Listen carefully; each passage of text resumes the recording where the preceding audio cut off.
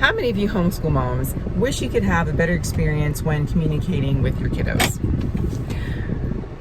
We are here on the Monday Mindset Reset, and I am just curious about like this new thing called people first language or identity first language. I didn't know that the identity first language was a thing. I love all of it, and I'm just like, well, where do we go with this? For example, when thinking about autism, you could either say someone is, a person with autism, or you could say an autistic person. One is people first language and one is identity first language.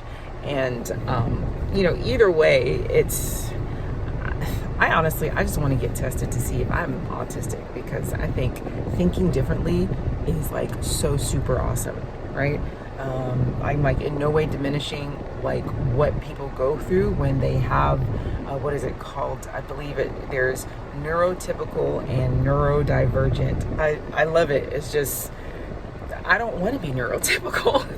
And I've gone through life with some people making comments towards me like, Renee, you just think differently. And I didn't know if that was a compliment or if was that shade? I don't know. But it doesn't matter, because I love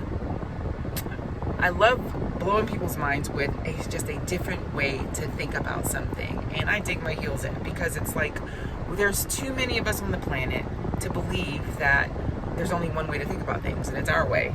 That's just too narrow, right? So when we have these interesting moments with our kids and the communication is just like, what is going on? We want to beat our head up against the wall, like, what just happened here? Why am I not getting through? Or what are they trying to tell me and I'm just not getting it?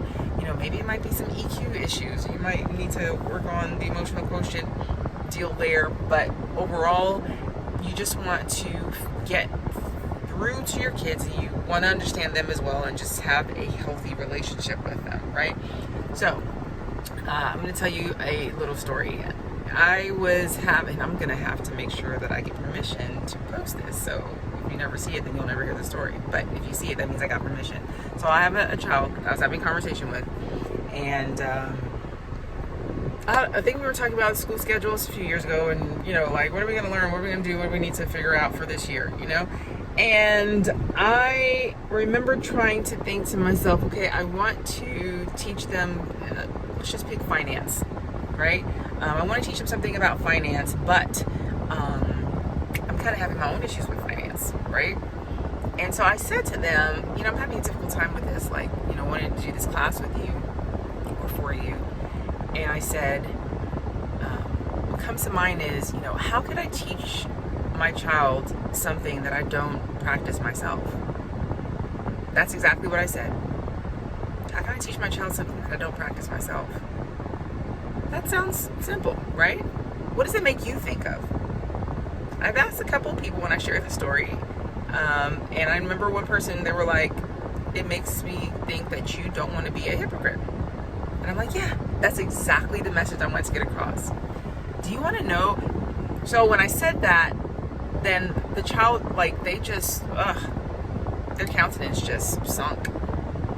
It shut down. It got awkward and weird. And I started pummeling them with questions like, what in the world just happened here? What's the matter? I'm like being vulnerable with you. I'm being transparent. I'm like trying to let you know, I don't want to be a hypocrite. That these are the words that are happening in my head, but I probably didn't express it perfectly like that. But I just remember thinking, why is this conversation shutting down like this?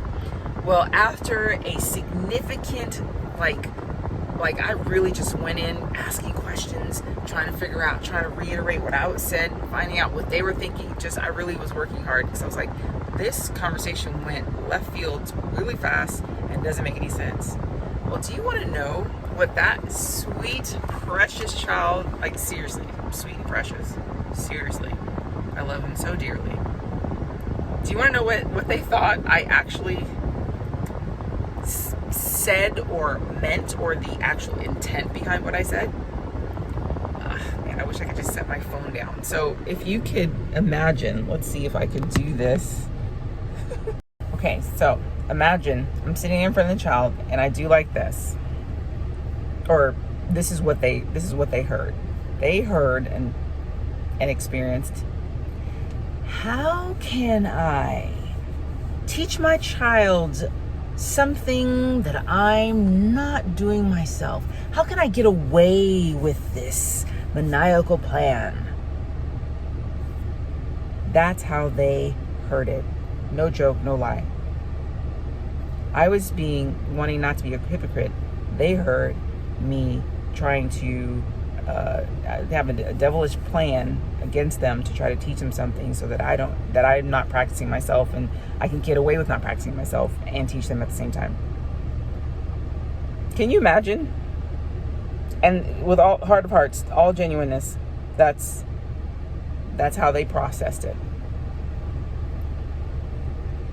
It was fascinating to me, and we both fell over because I was like, no, that's not what I meant.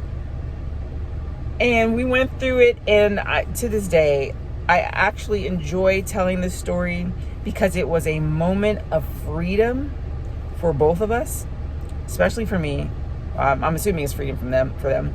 But to understand that when something comes out of one person's mouth, it doesn't necessarily mean that it's processing or transferring to that other person exactly the way you're hoping for it to translate to them. And so asking more questions, getting more clarification is absolutely necessary to ensure that there's understanding going on. I love this quote that, I'm always mentioning Myron Golden. He's a great mentor. Check him out on social media. He mentioned that his daughter says this, saying, the biggest mistake that people believe about communication is that it happened, or something to that effect. And I would go as far as saying that we need to be careful about what we communicate, or else we might not be communicating, period.